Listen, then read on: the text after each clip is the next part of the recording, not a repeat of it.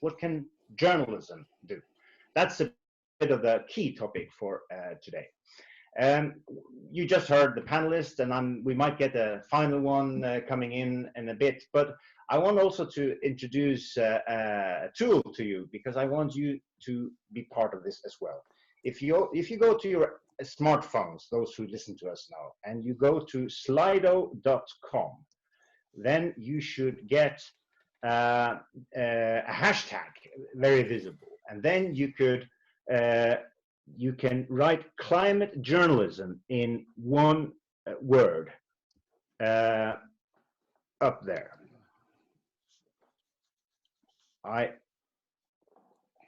No, that was not. No, that was not the one I was going to show.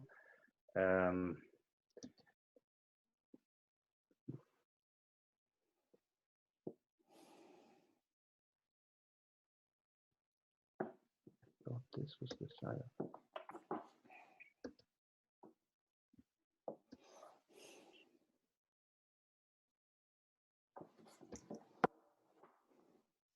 I failed to see the Slido window here now myself.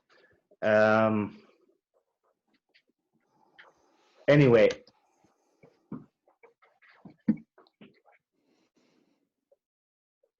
I try then.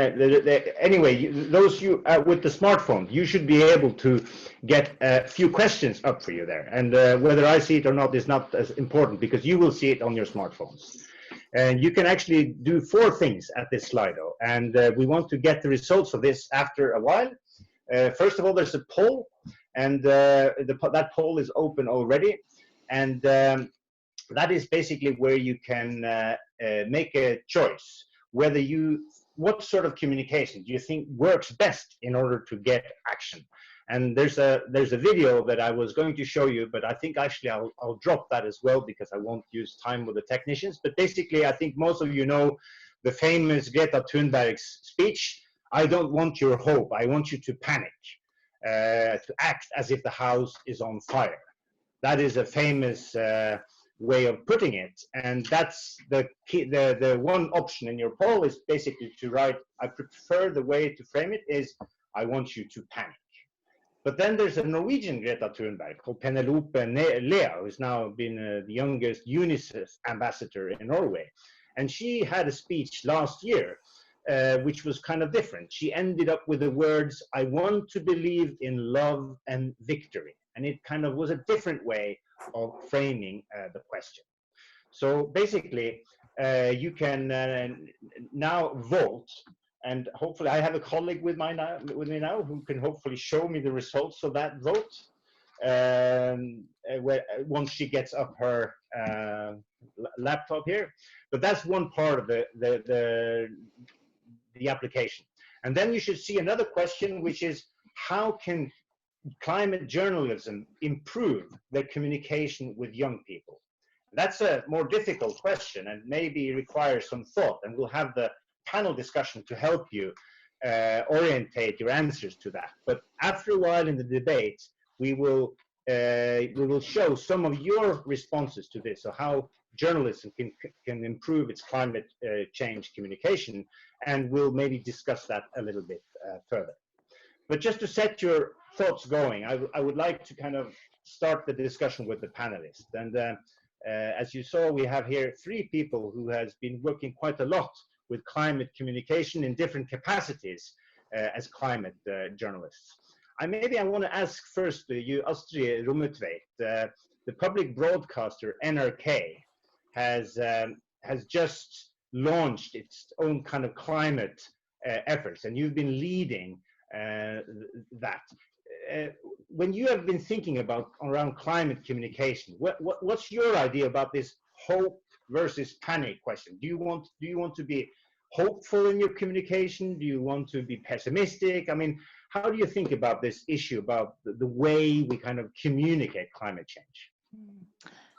This was one of maybe the biggest discussions we had. I had a group of 10 people who tried to make this strategy, and we came from different parts of NRK with different experiences and different knowledge, and we had some very tough discussions, and this was one of them. Is it hope, or should we scare people, or should we give them hope? It's and what is our mission in this? Because we, as a journalist, we need to tell the truth. We need to be based on facts. It's not like we are politicians or anything. So we don't. I think we have to be balanced in this, and what we decided on is, of course, that we should do both, because it's not our target is to inform people, to make people able to do good choices, not to be an activist. We are not an activist in NRK. So we landed on this, that we have to do both. It's So but of course it's maybe easier to make the scary stories. We've done that for quite a long time, and we need to go more into the constructive journalism part, of course, and discuss how we make these positive stories in a good way. Ole Mathismoen, I know you've been thinking about this for a long time as well. I mean, there are some kind of psychologists like Per Espen Stoknes who a few years ago said that, well, we should stop with all this scaremongering. We should try and be hopeful. We should have 3 positive messages for every negative message that we're having. And then comes along Greta Thunberg and says, I want you to panic. I mean, what's your take on this? How should journalism kind of frame this climate urgency? I very much agree with Astrid, actually, because our job is to inform about the facts. But, and that's a big but, I could write a scary article every day, a really scary article that would scare the shit out of the readers.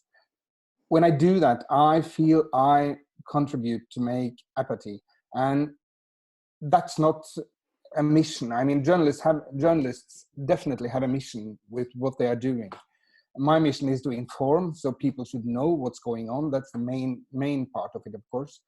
But it's also to try to make some change, because when I've been covering this for 30 years, I see very clearly, of course, as everybody, how it's getting worse and worse. You see climate change consequences now that the scientists 5 or 10 years ago said we will maybe see in 2050. We have to tell people about this, so there are no doubt. But if we do it too much, people just stop reading. And I've seen very clearly that, for instance, when I'm writing about melting ice in the Arctic, for instance, a period I wrote an article every week, or even more often, because there were coming new scientific reports all the time, new articles published in papers, and the reading went down, dramatically down. But when I didn't stop, of course, but I portioned it out more. I made more, what shall I say, what's the English word for samlartikel? What was that? Yeah, you kind of join it all together in a sense. Yeah. And then the reading went dramatically up again, and I felt that as a sign that people were they wanted to know, but not every day. Exactly. Marit Worpvik, from the editor of Putsj, you've been active basically since you were 12 with climate change, and we spoke a little bit before, and you said that when you started, like 15 years ago or something like that, the sense of urgency wasn't that big, but now it is. So, I mean, what's your idea on this idea, whether we should be hopeful or panic, or, how should we frame the message? I think it's very complicated, but I think it's important with the different types of, I think it's important to view or to present different messages. Putsj is communicating hope. It's communicating how to do something. We're trying to talk about the people that are doing something and what they're doing, to sort of kind of to make some community, sort of like when you're reading Putsj, then you should feel like you're not alone, that there are a lot of other people that are doing something, and they should also show you how, and you should get the sense of that you, even though you're like 12 or 13, you can affect the world, and that you have a voice that you can use. But then the organization has, like, Putsj is more of a, it has more of a, I don't know, a relaxed way of talking about climate change. But then the organization, it's, I guess, a bit more aggressive. Then they have their own media channels, and they are working a lot more political, and they are not afraid to say that this is going to destroy this, or this is going to happen if this happens. So as an organization, Young Friends of the Earth has several ways to communicate the same message. Yeah, yeah. Okay, I want to talk about a different issue. I mean, we've asked the audience to respond to the question how climate journalism can improve, even get the communication better. Now, that's not to say that nothing good is being done. I mean, the BBC documentary Climate Change: The Facts, that was aired with Richard Attenborough and Greta Thunberg last year, some people actually say that documentary was one of the reasons why Britain was the first country of the world to declare a climate crisis. So obviously, climate journalism does have some impact already. But if it is to increase its impact, if it's to be even broader and to engage even a broader audience, are there ways in which we have to rethink the way we thematize climate change? I mean, it's not just about melting glaciers, it's not just about extreme weather and fires in Australia, but it's broader part of more parts of the coverage. And Astrid, I know that this has also been a discussion that you've been having while you've been preparing your climate change coverage in the NRK, that climate change should be understood as a very broad thing. Can you tell us a little bit about your discussions about that? Yes, we tried to when we planned this editorial group working on climate now, you can say that this group's mission is to go into the climate issues, to make the climate stories, to make climate the main topic, perhaps. But just as important is what the rest of the journalists do in their daily work, in their everyday jobs. When they go out, they cover stories about winter skiing, about oil industry, whatever. And climate is a dimension of almost everything in our daily life. And I think it's just as important that we do this, that we manage to lift this as a dimension, and that we not only go for the big climate stories. Yeah, I think. And I know, Ole, this is something that you've been thinking about as well. And you said to me, I think it was yesterday, that maybe the journalist in the newsroom shouldn't even have a climate journalism department at all. No. Maybe it should be just something different. Could you say a little bit about that? Yes, actually, I think it's. I think that's. I'm glad you are calling it climate journalism, because we need that. That's what we need. We do not need climate journalists. Of course, we need some. You need in a big editorial staff, you need people who's covering climate science and who have the capability to understand it. But mostly, actually, we need, as Astrid said, that every journalist is writing about it. I mean, it's not more than 6, 7, 8 years ago.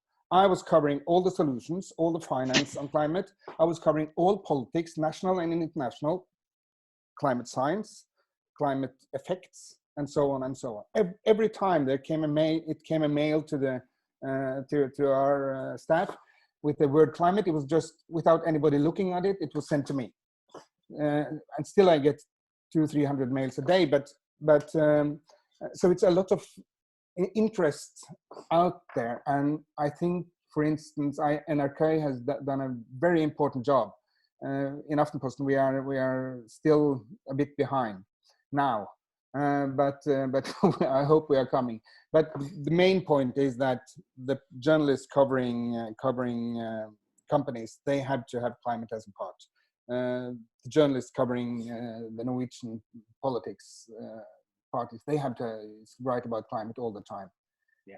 And we are on the way there, but we are not there yet, because a climate journalist in the future, I hope, will be the person who is covering the science.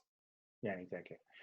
Marit, I mean, you've also noticed, you noticed how the established media is now trying to kind of go into climate change in a broader way than they've done before. What's your take on what's happening now with the NRK and of course Aftenposten and other outlets? They are now kind of gearing up somewhat their climate journalism. What are your thoughts from the perspective of Nature and youth of what's happening in the mainstream media, if you like?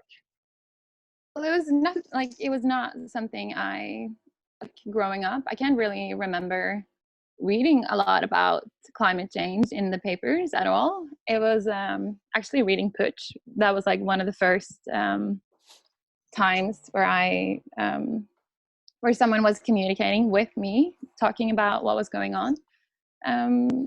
I feel like it's great that we're talking about it, and that it's getting so normal to read about what's going on in the world on a daily basis.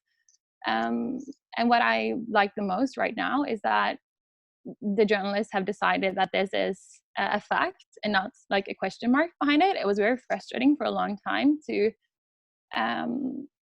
always read if what's going on is caused by humans, and it was always like a debate, and now it's established information, and that is the first step to do anything, I think. So what's going on right now is we're getting there, and it's a good start. Yeah, but I mean, so now maybe Marit, there's a debate more about what to do with climate change, you know. But if you then have an opinion on that, I mean, one obvious way we can thematize climate change in the Norwegian debate is what we call the elephant in the room about Norwegian oil and gas and so on. The school strikers last year had demands directed towards Norwegian oil as part of their kind of demands and so on. So, I mean, what's your understanding of the debate on climate change? Do you think that debate is now better within mainstream media? Yeah, because it's educational, and at the same time, the mainstream media is covering young people are thinking, like it goes both ways. Not entirely sure if I get your question. It's kind of hard to say anything more than that. I'll ask Ole, and then I'll come back to you. I remember, Ole, we spoke together. I interviewed you, I think, like 7-8 years ago. And I think you said something like this to me. We were discussing about whether Norwegian oil was part of the climate change debate or not. And then you said that, well, of course, for many people like environmental activists and things, that has been the case for a long time. But now the discussion of oil and climate change is going up a division or two. In other words, it's becoming closer to a mainstream discussion to discuss climate change issues and oil issues. So, I mean, today, would you say that the climate and oil connection is part of the Premier League? Is that kind of established thing that everybody is discussing, or is it still the case that we kind of tend to separate completely? I won't say everybody. Yeah. Not everybody, but definitely a mainstream discussion on that level. 10 years ago, it wasn't. I mean, the Norwegian Storting has decided 20 climate goals for Norway. None of them has ever been fulfilled. It has just been more or less a show off to show that you have that you want to do something, but you don't do it. And why don't they do it? Because the voters hasn't been there yet. They haven't been ready, I think. And politicians don't do anything, not anything, if the voters are not ready. And I think now things are changing completely. We are in the middle of, I won't call it a revolution, but in the middle of a transaction to totally changing the whole debate, and a Norwegian politician can't get away with not having an opinion on the oil future, and at the same time have a opinion on climate change. I mean, it's a fact that if you take the Norwegian exported oil and gas and the CO2 emissions from that, and make it per capita, I mean, it's only Kuwait in the world who's worse than Norway. We can't get away with this anymore. We have to, and I think people slowly accept that this has to be the main part of the Norwegian climate discussion, not recycling garbage, not to eat fish one day a week. I mean, this is the main core, and we are on the way there. We are not there completely yet, but we're on the way. On the way to Premier League, in a sense. Maybe. Yeah.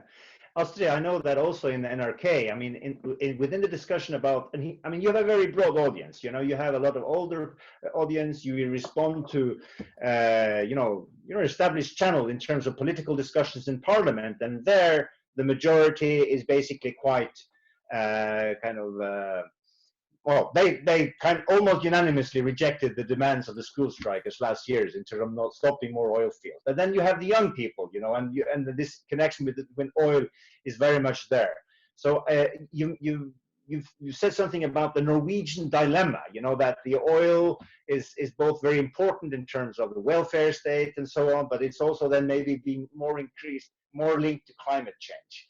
How do you think about issues when there's a kind of oil story now? You know, what kind of story would you tell today as perhaps 10 years ago?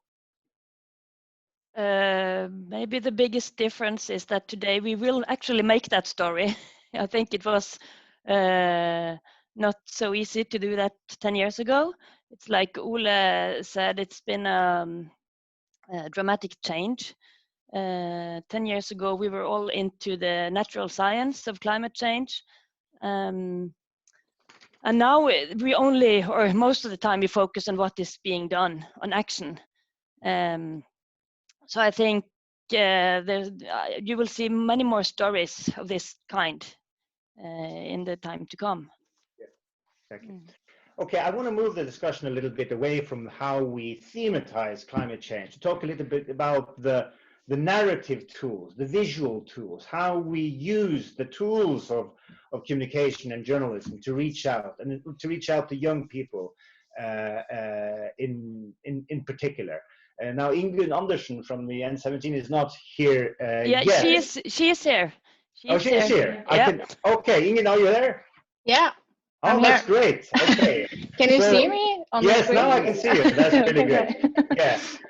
I want to talk a little bit about the way we would tell this story. One thing is how we thematize it, but you know, how we use visuals, how do we capture people, and in particular, how do we capture young people? Because they're not necessarily going to read a long piece discussing back and forth about climate change. So what's your thoughts about this?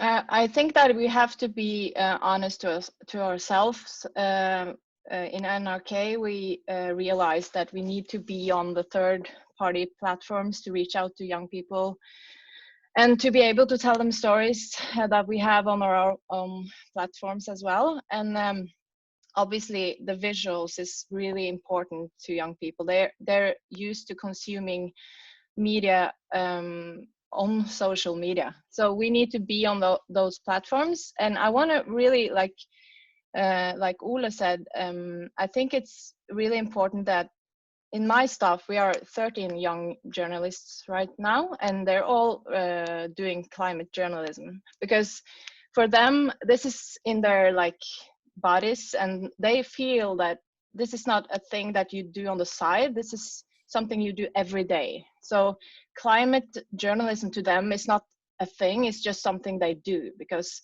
climate is so up in their conscious. So they have to every story almost, I would say has an aspect of climate.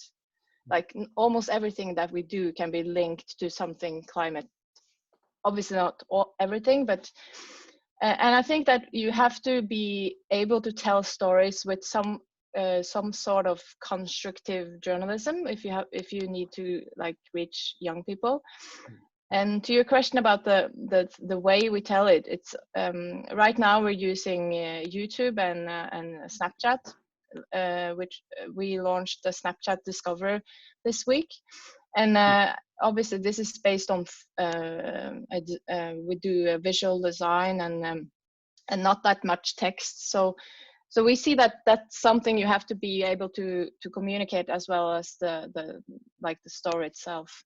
It has to be a format that they can recognize and consume during their everyday life on their mobile phones. Okay. I want to return a little bit to what you said before, Ingunn, about how climate change is kind of natural part of everything for this age group. Because I mean, as academics or scientists, we can make this point as a theoretical thing, but what I hear you saying is that climate change, in a sense, is just wrapped up in the identity and in the living lives of young people today. How have you kind of discovered that, if you see it?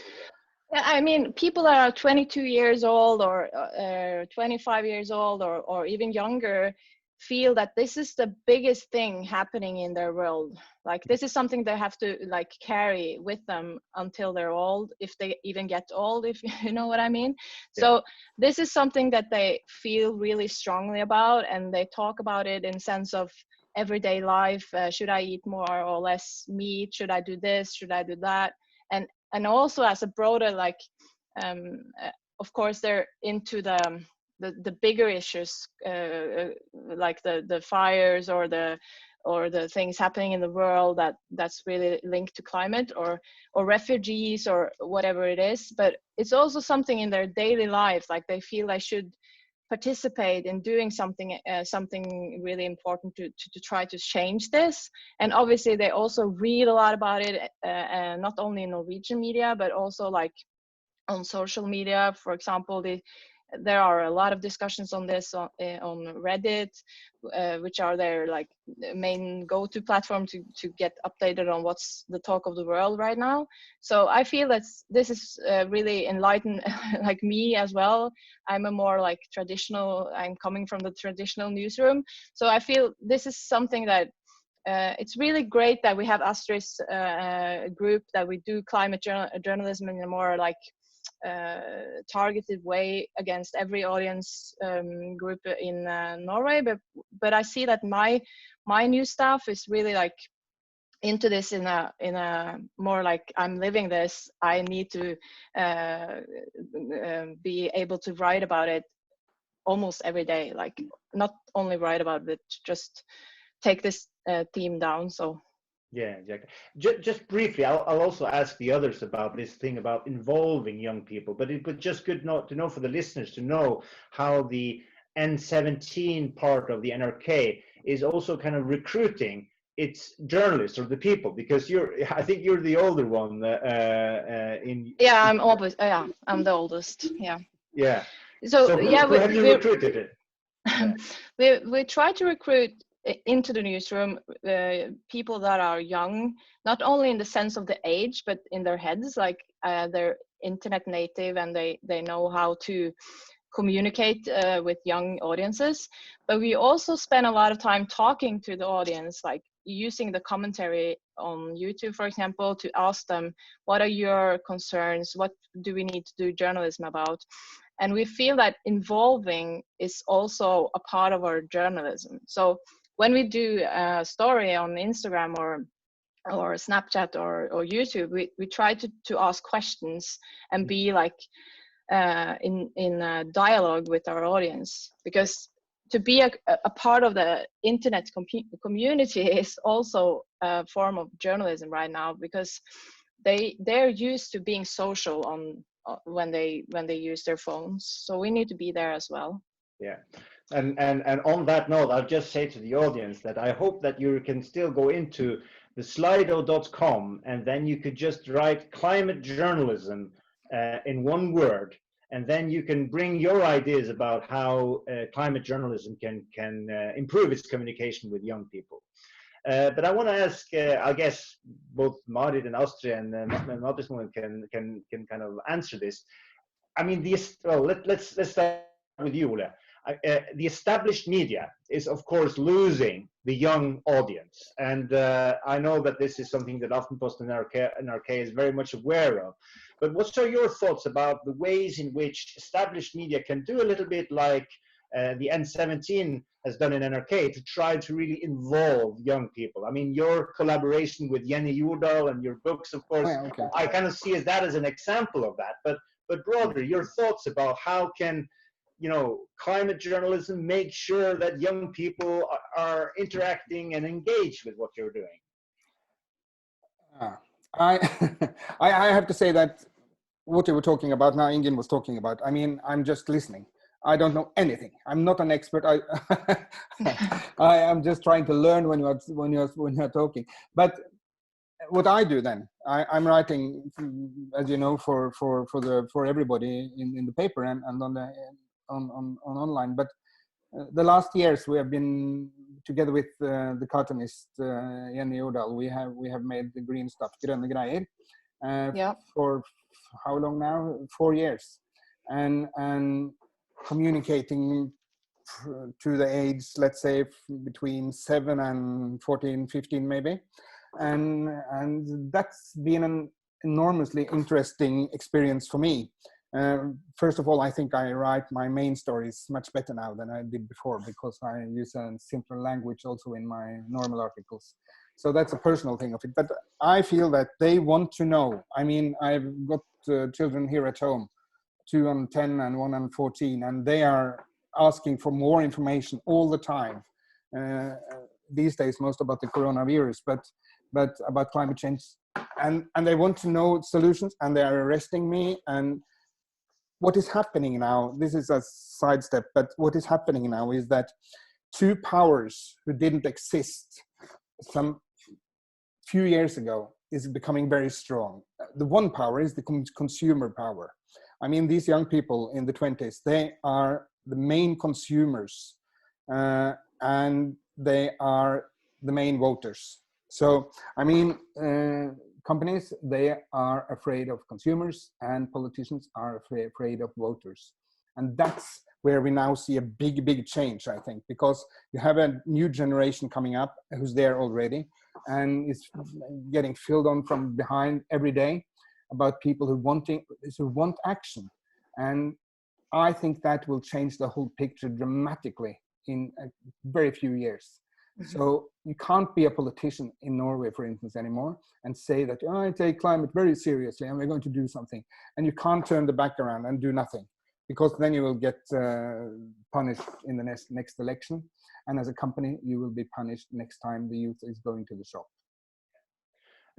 Astrid, I know that when you are starting out now with your climate journalism, that is much more focused on climate change than the N17. I mean, the N17 and Ingunn are basically trying to reach out to that audience in a broader sense. But are there things that you think that you can learn from that way of working, and how do you think about how you make climate journalism within the NRK relevant for the younger generation that is most concerned about climate change in the first place?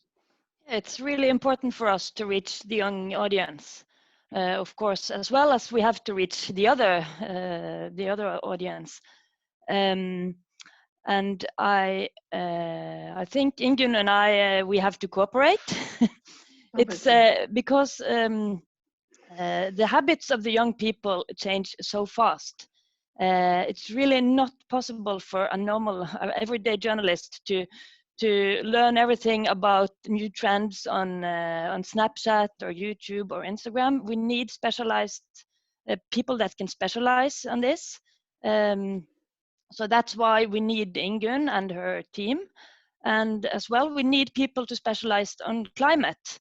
So I think the sum will be good if we can make stories and we can cooperate with Ingunn. And I think for us it's important to get our stories. We say that we must make our stories travel as long as possible.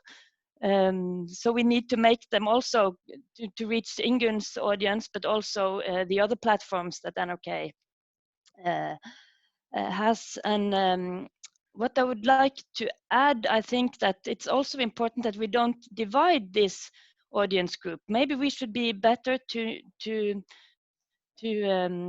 bring the young voices into the established platforms, like the debate programs that we have twice a week. Most of the time you see old or people in their 50s with suits and politicians and so, but I think we should more often bring in the young ones. And to confront the politicians, maybe. I think it's we should do that more often. Yeah. To not to separate the groups. Yeah. You did that in one of the main debating arenas while there was a school strike last year. There was a kind of meeting point between some of the young people, and then you had the politicians in NRK. Can I also ask you, Marit? I'm going to take a question that actually comes from Slido here. I have it here on my phone here, and some of you will see it on your own iPhones. One of the ideas that gets most likes here is somebody saying that empower young people and give them a voice. Help young climate champions get their message out while also protecting them. They are, after all, young. Marit, what's your idea of how journalism can do something like this? Can journalism actually serve to kind of make young people feel more empowered over the question of climate change? And if so, how could they do that?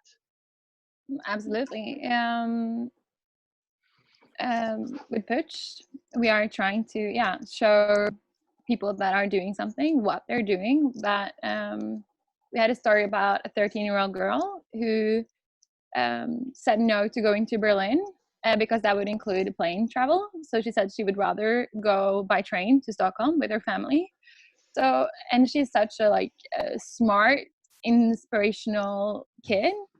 And I think that's very important for kids just to kind of get that they can tell their parents, no, I don't really want this, or I would rather eat vegetarian this week, like that they can kind of control the situation a bit. And that's kind of what we're trying to communicate, that even though you're young, you can speak up, you can get involved, you can join a school strike. And with today's situation, like I'm almost jealous of the youth today, because all the information that is available today, and they can just do so much about the situation. And that was not really, I didn't really feel like that was something that was available for me when I was younger. So it's so easy to learn. It's so easy to feel like you're in a community of people wanting to do something. And I feel like that feeling of not being alone is very, very important. Yeah, it's just interesting you mentioned when you grow up, because we spoke about this a bit before this event here. While you were reading up, and when you were 12-year-old, and you didn't get that sense neither of big hope nor of panic.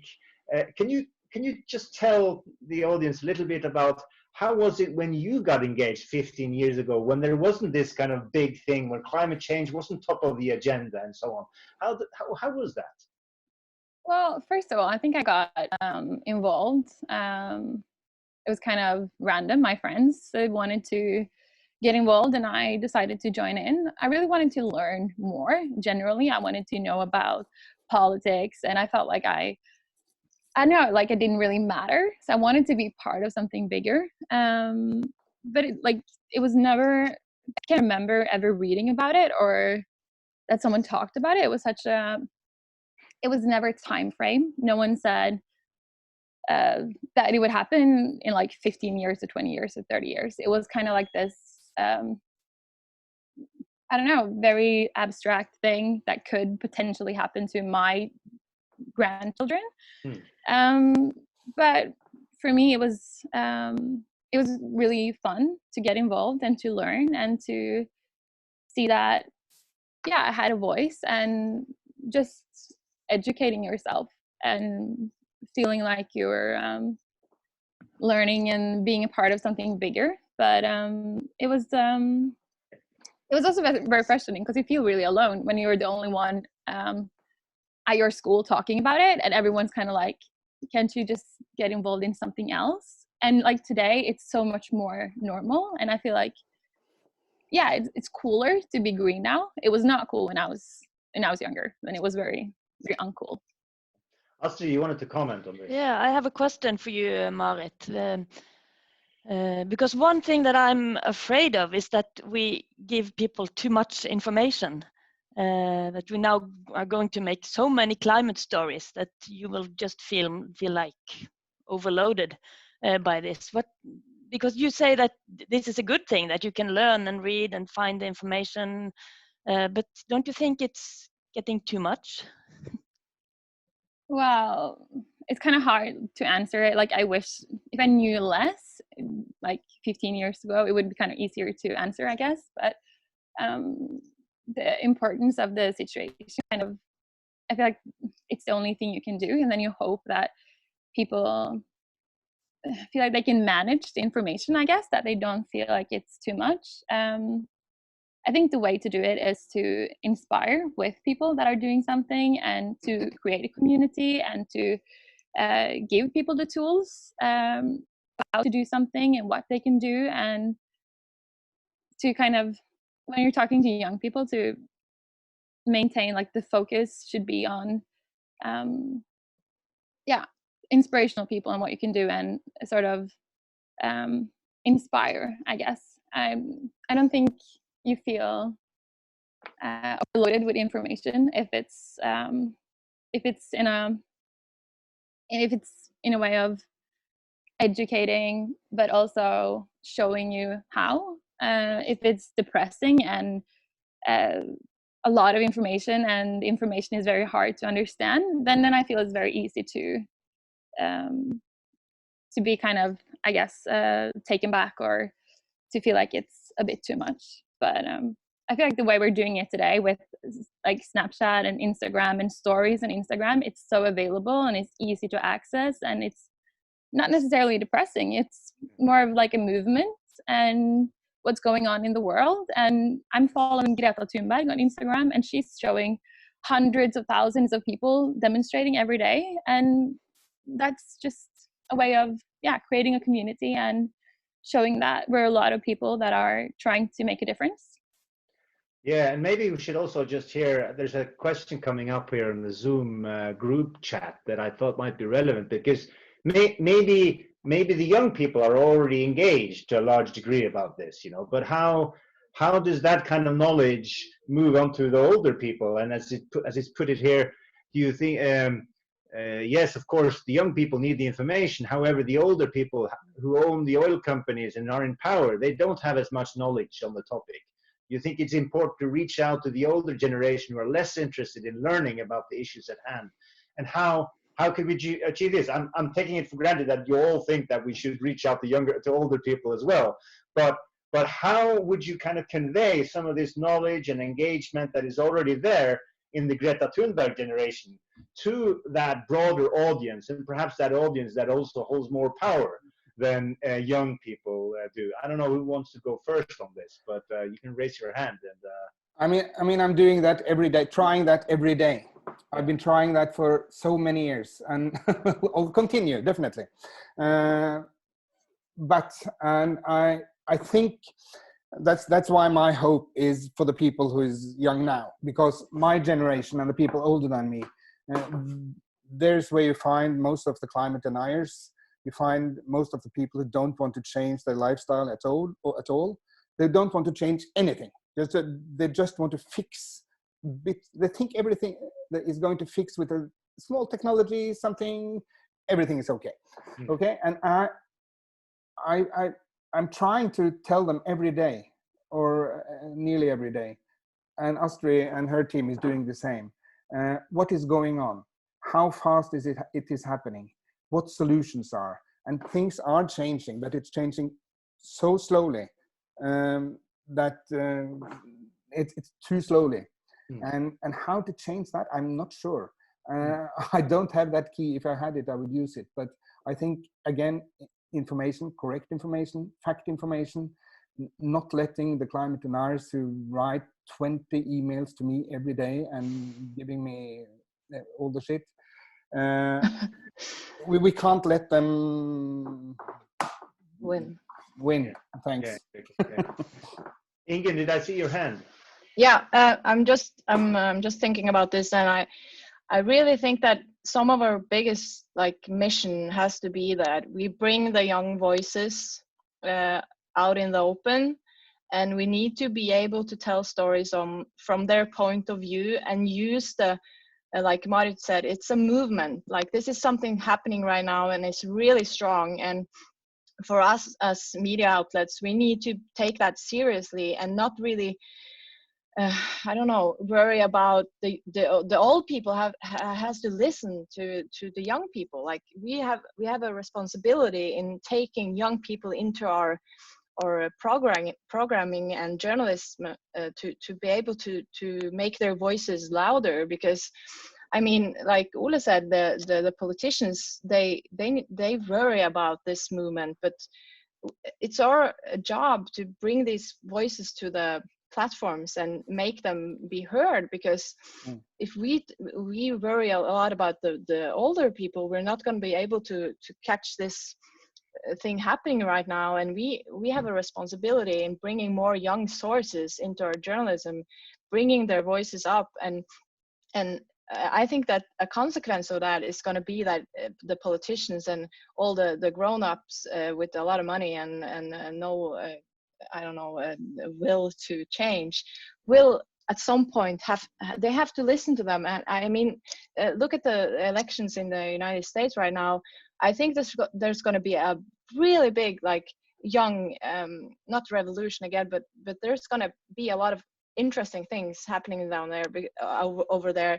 And I think that we as journalism just have to put our ears to the ground so to say, and listen to who are the people growing up today, and what are they saying, and how can we make our journalism relevant for them. Because in NRK, for example, we have so much audience that they've been with us for 50 years, and we make a lot of news outlets just for them, targeting them. And we need to do more to be able to show the young, the new generation. So I think yes, of course, we're going to make journalism relevant for everyone, but we have to focus on the people under 30. Those are the people that are saying something important. And if we do that, I think as a consequence, you have to the older people have to tap in. Because I think that's the biggest problem, that we have newsrooms with journalists that are over 30 or 40, and they see what they see. But if you have newsrooms with young people, you will automatically get that journalism, and we need to be able to acknowledge that.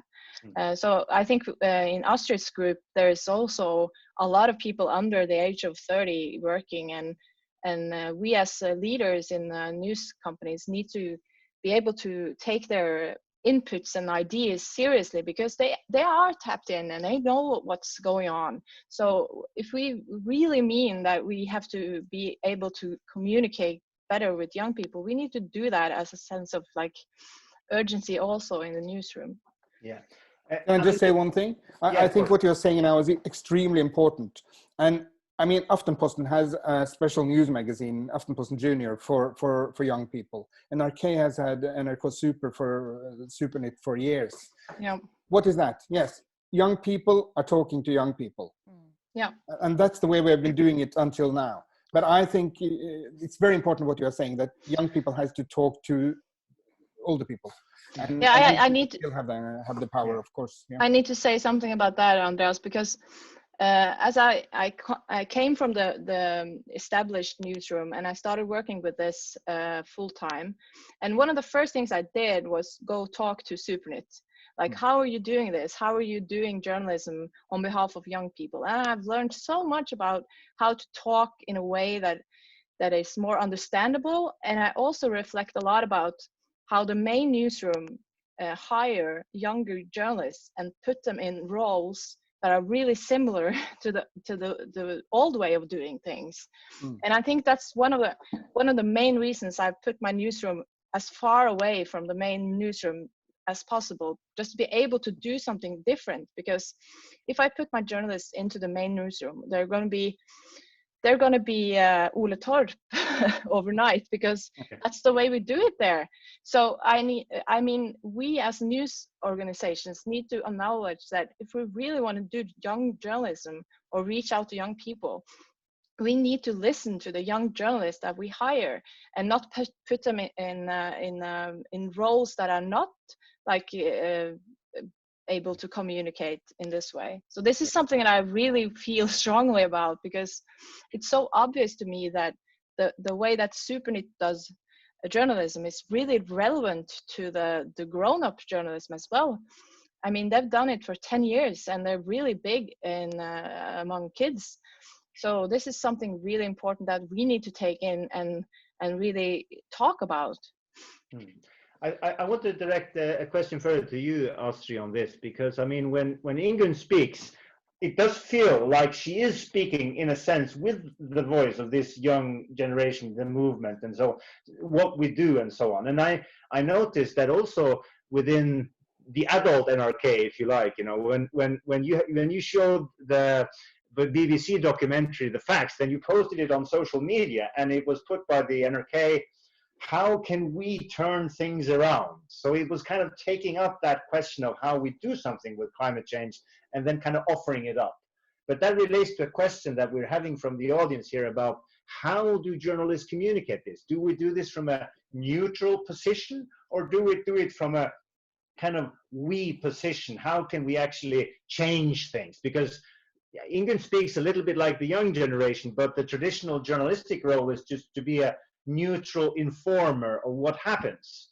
So is there anything that the adult NRK can take from that kind of, from the way in which Ingunn kind of positions what she says as part of a younger generation, if you understand my question? I'm not sure, but what I would say is that the adult NRK is so much, so many different groups working. And for example, we had this project last autumn called the Matsjokket, the food shock. And I know that the goal of this project was to make some changes out there. And I think they really succeeded doing this. They wanted to show people how to make changes. So I think it's not like we can do that as well. And then we have the more neutral debates that you know, we can go as far as, you know, we put focus on action. What kind of action is being done? But it's not our job to tell people what solution is the best. Exactly. Because that's not, there are no facts on this, what to do, what action to make. There are huge debates about this. So it's difficult for us to. Yes, but still, even if the BBC made a document in 2018 called Greener Broadcasting, in which one of their goals was also this, just to inspire change. So do you think that there's even within public broadcaster, there's a slightly more opening, not to say what are the solutions, but to convey their message in a way that inspires change?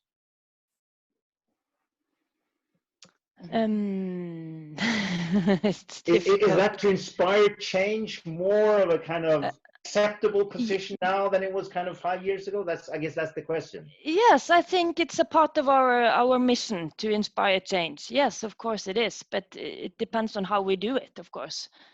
Yeah. Ingunn. I think some of the keys to doing this right is I think that we have to acknowledge that social media is changing journalism. Like, it's been changing journalism for years now. And that means that we have to communicate in a slightly different tone of voice. And that doesn't mean that we have to take like a political really like not being journalists anymore, but we need to be able to talk to young people in a way that they can recognize from their like main social platforms, so to say. So when my journalists make videos, for example, they don't wear suits or ties. They talk in a way that is kind of like your friends would talk to you, but also still being journalists. So I think it's a lot about tone of voice, and like Ole said, you have to write and communicate in a way that they understand, with a language that is like something they can recognize. And that's not an easy task to take on, because you still have to be like neutral in a way that you can't take sides, but you can still offer some more of your take on things, so to say. So my journalists can be more like like your friend, kind of. Yeah, exactly. Astrid. Yeah, I would like to add one thing, because climate journalism is nothing special. It's not. It's just the same as all other kinds of journalism. And one target we have is to make people accountable, to dig into to topics, to reveal misuse of power or money or whatever. And it's strange, but when it comes to climate, this is often being called activism, but it's not. It's our job to do this, to make people accountable, as in all other kinds of journalism. So and that is kind of, I think we have to talk about it more loud, to just be sure that this is okay. That's our mission, to do that. Yeah, and that leads me to another question from the audience here, because to check the facts is one of the key traditional ways of thinking about journalism. So somebody's asking here, and perhaps this is for Ingunn, but I guess also from Marit here, how do you, in social media, on those platforms, also fight against fake news? How do you distinguish? How do you make sure that in all that kind of world that they meet, they don't just get things that are interesting, that connects with their life worlds, but that also, in a very traditional way, separates facts from fiction, which of course is a tremendously important thing when we're talking about climate change. Ingunn, do you want to go first? And I think Marit also, I want to ask this question to you. I mean, that's why it's important that we are still journalists. Like the young audience is the most critical audience that we have. Like they are really into fake news, and they are really critical of so-called mainstream media, and we can't be untruthful. Like we have to do a really good job on fact checking that everything that we make stories on. And it's even more important when you're trying to communicate with people under 20, because they have the internet in their pocket every single moment of the day, and they're really like into fact checking. So I think that's even more important. Like they're not they don't automatically trust our publications. Like I guess my dad would read the paper and think that this is something that they've really tapped into and checked, but young people wouldn't do that. They would be critical, even though NRK has a really strong position on being factful. They are still like asking questions about where did this come from? Did you check this really good? And they're really even more critical than the older audiences. I mean, my parents, they watch Dagsrevyen every day, and they think it's true. Like the thing is coming out there, but the people that we are reaching out to, they're like Googling everything we do and being critical right away, like in the commentary. So I don't think this is I think this is the most important thing that we do. Like we're journalists, and we have to be journalists. So we can't just put things out there which we haven't like checked in the person. So yeah, Marit.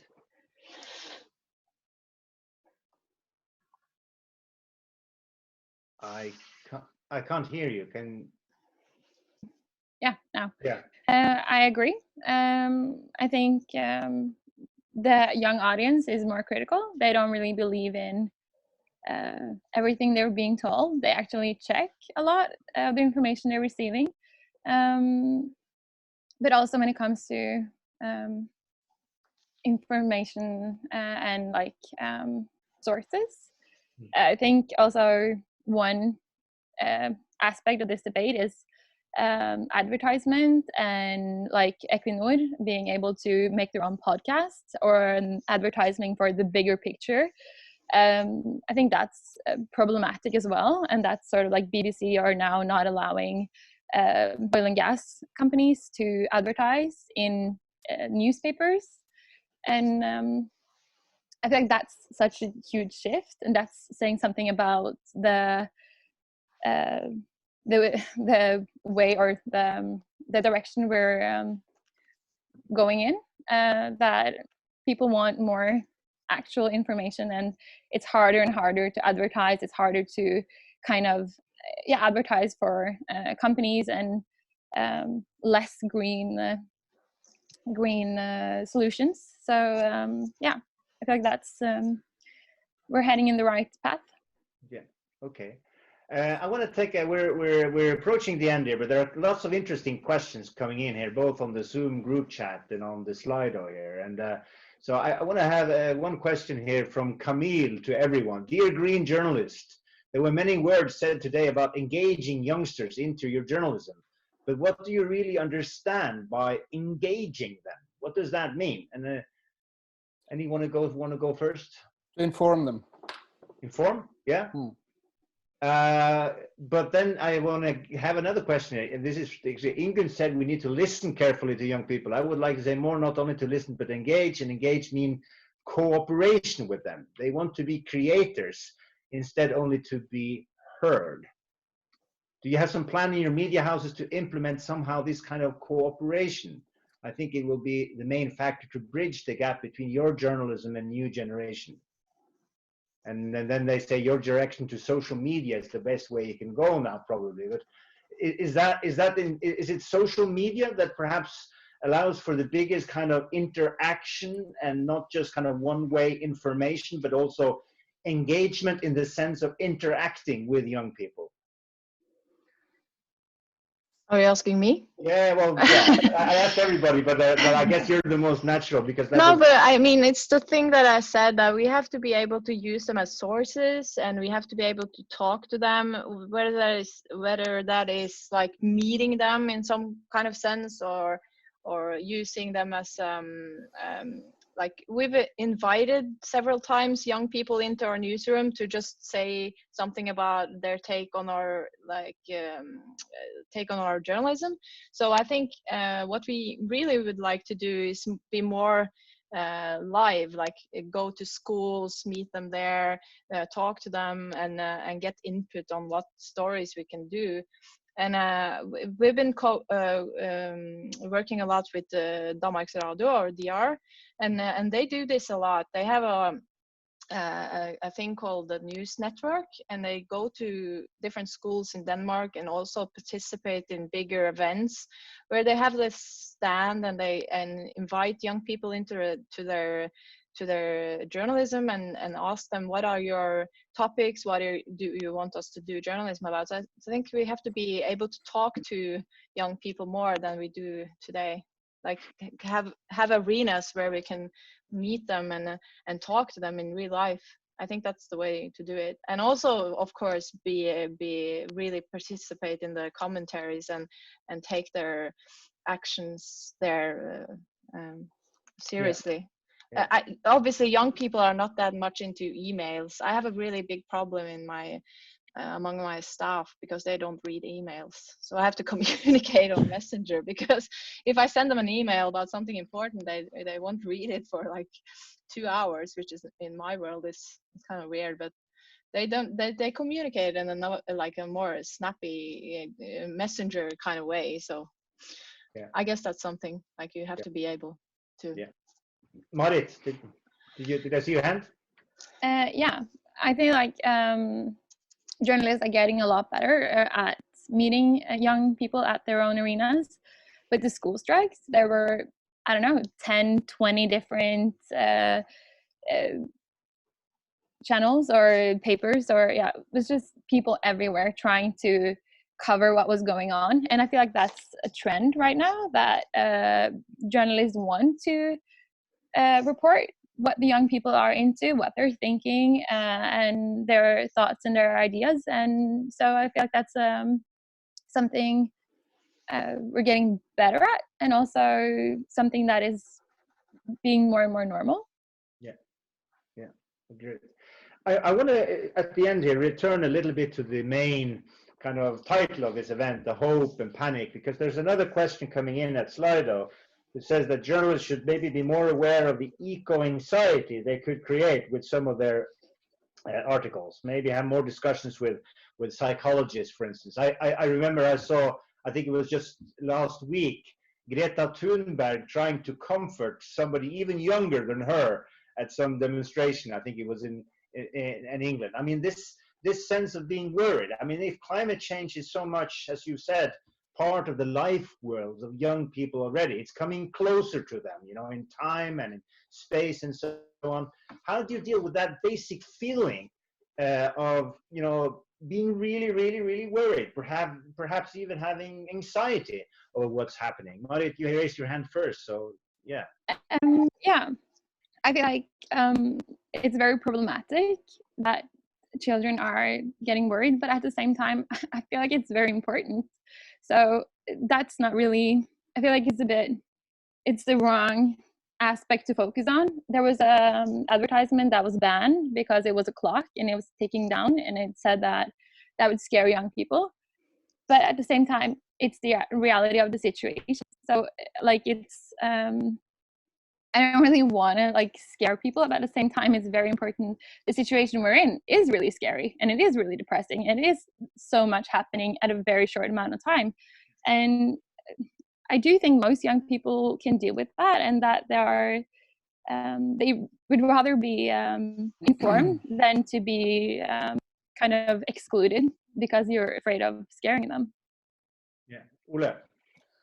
I feel very much that all the talking about young people getting afraid, I feel that's a technique, a prevailing technique from grown-ups to try to stop them actually, and to try to stop the whole movement. I mean, they can read about war every day, they can read about murder every day, they can read about child abuse every day, and nobody's talking about that in that sense. So I feel this is just a technique to try to stop them. So I think the most important thing is to get the information out, to of course speak to young people, but of course speak to older people, because the problem now, just very quickly to what you said a bit earlier, that young people isn't, that they have to fact check and so on. I mean, the big problem now is that older people don't fact check anything. I get everyday mails from grown-ups and older people who have found something on the net. Yesterday about the ice in the Arctic is growing enormously and haven't been bigger since the 16th century. These stories, I get them all the time. Young people don't believe that. Yeah, exactly. We're closing up, and I'm also seeing Hamsika from the host of the Development Going Forum coming up here, so maybe she will say a final word. But I thought just before I close off this thing, I should give you the standings here on which climate message do you prefer. So I don't know how many have answered, but I think the percentage here is that 64% wants to believe in love and victory, whereas 36% wants you to panic. So I guess that's a confirmation that we have not an either or thing here, but perhaps both hope and panic, but perhaps action is what comes out of all of it. And at any rate, that was the idea of this event, that maybe we would have a discussion about it, and then what would result from the combination of hope and panic would be action of some sort to deal with the climate crisis. So with that, I would like to thank, first of all, the panelists who have been participating in this, and also the audience who's been sending in questions in Slido and in Zoom group chat. And I think that we pulled this off fairly well, even though there was another crisis that prevented us from being in the same room. So with that, I'll thank you, and I'll leave maybe some closing words for Hamsika, who wants to talk a little bit about how the day progresses further for the Development Goals Forum. Yeah, thank you very much for a very exciting conversation, and thank you for all the panelists for switching from physical conference to online conference. So DGF has been organizing this forum since Sunday, and then because of the COVID-19 outbreak, we had to basically cancel the event, but to be, well, we have a great team that wanted not to cancel the event and rather switch it to an online conference. So we have had over 150 people watching this, only this event, which from our counting right now, but it's also live on Facebook, so more people will get the chance to watch it later on. So we have received a lot of questions, but I don't think we have time to everything because we're having the next session about the future of energy. So for those of you following this online stream, you can just switch over to Facebook and then you will get the live stream there in approximately 15 minutes.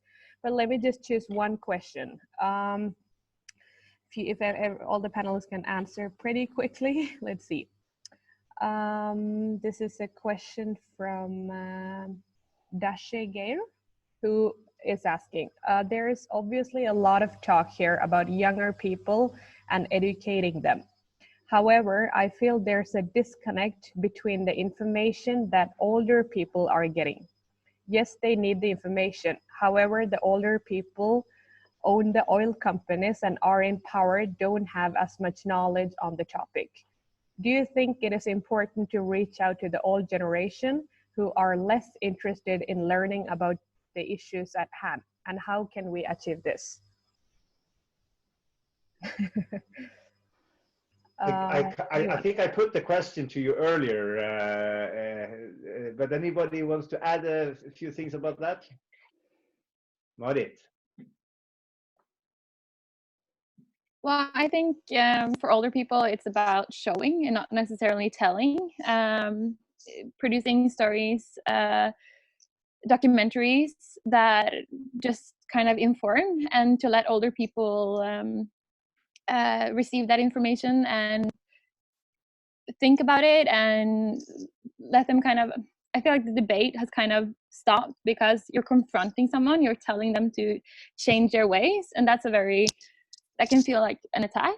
So I feel like with the older generations, it's more about, yeah, producing stories like NRK with this is happening in Norway today with pictures and just short information so older people can kind of go scrolling and be like, okay, yeah, the water here is a little bit browner, or this is happening.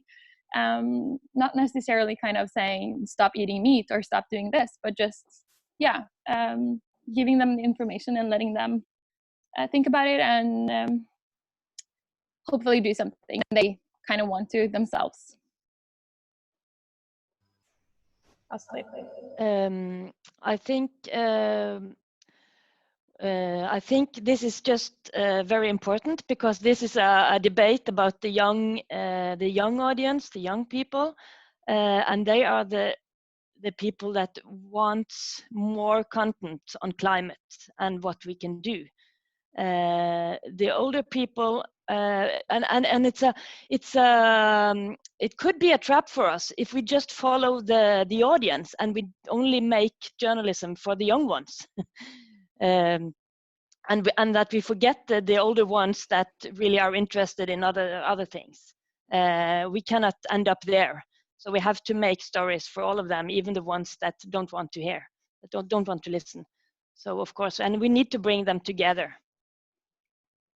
Yeah, I think also that's important. Like, can we make arenas where young people and older people can meet and debate on this and bring like discussions to the table that are really constructive and has something for both age groups. I think that's important. Perfect. I think we'll close up there. Thank you so much for joining us, and thank you for adapting the new online conference DGF just planned overnight. So for the rest of you watching, in 15 minutes, we will start a new conversation about the future of energy, where you can meet DNVGL, Yara International, and COWIC online. Thank you so much. Bye.